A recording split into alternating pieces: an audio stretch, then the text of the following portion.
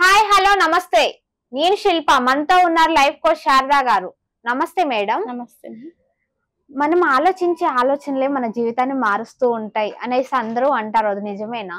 తప్పకుండా మనం ఏది ఆలోచన చేస్తే అదే జరుగుతుంది కదా. మన విజువలైజేషన్ కి అంత పవర్ ఉంది కదా. మనం పాజిటివ్ గా ఆలోచన చేస్తే పాజిటివ్ జరుగుతుంది, నెగిటివ్ గా ఆలోచన చేస్తే నెగిటివ్ గానే పనిచేస్తుంది కదా మన మైండ్ కూడా. అలానే ఒక వ్యక్తి మంచిగా తయారవ్వాలన్నా చెడిపోవాలన్నా అతని ఆలోచన విధానం మీదే డిపెండ్ అయి ఉంటుంది. ఇప్పుడు నాకు ఈ మధ్య కాలంలో ఒక మంచి మూవీ చాలా బాగా నచ్చింది. ఆ మూవీలో ఫ్యామిలీ ఓరియంటేషన్ గా ఉన్నా కూడా అది మేబీ అలా వైకుంఠపురంలో movie Allu Arjun hero, Pooja Hegde heroine అనుకుంటా. త్రివిక్రమ్ శ్రీనివాస్ డైరెక్షన్ లో వచ్చిన మూవీ. అందులో ఎప్పుడూ కూడా పూజా హెగ్డే కార్లో నుంచి దిగుతూ ఉంటే అల్లు అర్జున్ ఫోకస్ మొత్తం ఎప్పుడూ కూడా ఆమె కాళ్ల పైనే ఉంటాయి. ఎప్పుడు వచ్చినా కూడా ఏ సీన్ లో చూడు వచ్చింది అమ్మాయి ఎంటర్ అయ్యింది అంటే ఆయన ఫోకస్ మొత్తం కూడా ఆ కాళ్ల మీదే చూపిస్తూ ఉంటారు. అవునా కదా? డైరెక్టర్ అలా చిత్రీకరించారు. ఎందుకని? అబ్బాయి ఆ అందమైన కాళ్ళను మాత్రమే చూస్తున్నాడు. అల్లు అర్జున్ ఆ అందమైన కాళ్ళను చూసి ఆ కాళ్ళ గురించే ఇంత అందమా, ఇంత గొప్పగా ఉందా, ఇంత అందమా అని ఆ అందానికి ఆస్వాదిస్తూ ఉంటాడు. ఒక రోజు పూజా హెగ్డేకి విసుగు వస్తుంది. చాలా సార్లు చెప్తుంది, మంచిగా చెప్తుంది. చాలా ఆమె ప్రేమలో మునిగిపోయి అతని లోపలే ఎన్నో డ్యూయెట్లు వేసుకుంటూ ఉంటాడు. ఇమాజిన్ లోకి వెళ్ళిపోతూ ఉంటారు. ఆ కాళ్ళను పగులు పడుకున్న కళ్ళలోకి వస్తున్నాయి, రాత్రి పడుకున్న అవే కాళ్ళు కళ్ళలోకి వచ్చేలాగా బిహేవ్ చేస్తున్నాడు. ఒక రోజు చెప్పింది, ఎందుకు నువ్వు ఎప్పుడు నా కాళ్ళనే చూస్తున్నావు? నీ ఫోకస్ అంతా నా కాళ్ళ మీద ఉంది. ఆ ఫోకస్ ఏంటో నీ కెరియర్ మీద పెట్టు.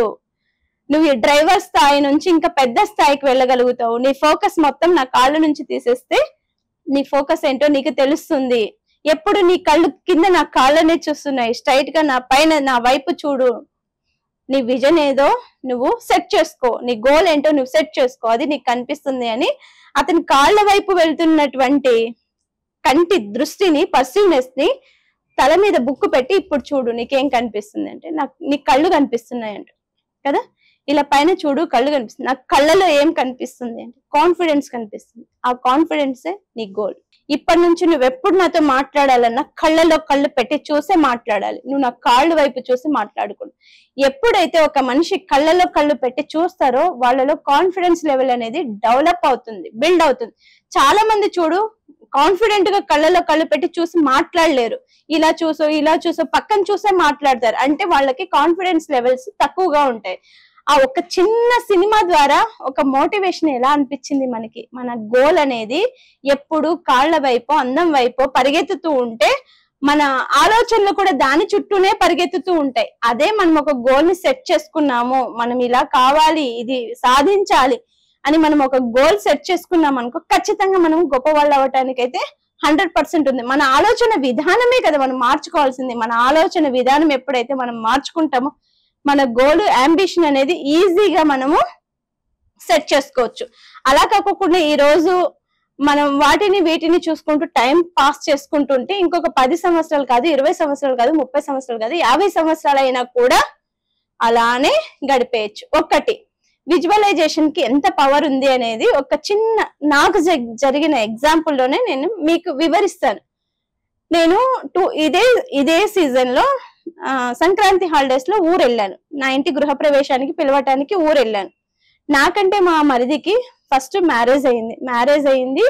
నాకంటే పెద్ద పిల్లలు ఉన్నారు. గృహప్రవేశానికి పిలిచాను. ఫిబ్రవరి 14th గృహప్రవేశం జరిగింది. మా ఇంటికి వచ్చారు, చూశారు. చాలా బాగుంది మీ ఇల్లు, చాలా అద్భుతంగా ఉంది అన్నారు. కానీ మా తోడుకోడలు ఒక ఫీల్ అయింది. ఏమని ఫీల్ అయిందో తెలుసా?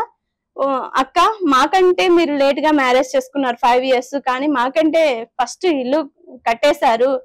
మేము ఎంత ట్రై చేస్తున్నా నాకు రావట్లేదు అని ఒక మాట అన్నది. అప్పుడు నేను ఆ రోజు అన్నాను, నెక్స్ట్ గృహప్రవేశం అంటూ జరిగితే నీ ఇంటిదే గృహప్రవేశం జరుగుతుంది అని ఒక మాట ఇచ్చాను. ఎందుకు అనిపించింది నా మైండ్? ఎందుకంటే మనం ఆ మాట వాళ్ళలో కాన్ఫిడెన్స్ నింపామంటే అట్లీస్ట్ వాళ్ళు దానికోసం ప్రయత్నాలు చేస్తూ ఉంటారు. అక్క ఈ మాట చెప్పింది కదా, ఇది చెయ్యాలి, ఇది కొనాలి, ఇది కట్టాలి అని అప్పటి నుంచి అయినా అట్లీస్ట్ వాళ్ళు ఆలోచన చేస్తారు.